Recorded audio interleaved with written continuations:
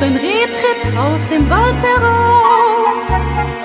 Braune Augen blicken ganz erschrocken. Ist dir der Wald zu kalt, komm mit nach Haus. Am Kamin ist ein Plätzchen, das gehört unserem Kätzchen. Es teilt es mit dir, dann wandern wir viel morgen durch den weißen Winterwald. Glockenklang aus der Ferne, über uns leuchten Sterne.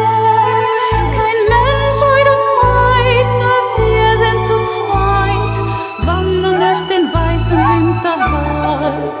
Schnee und Eis hört man knistern, all wie leis Wärme flüstern.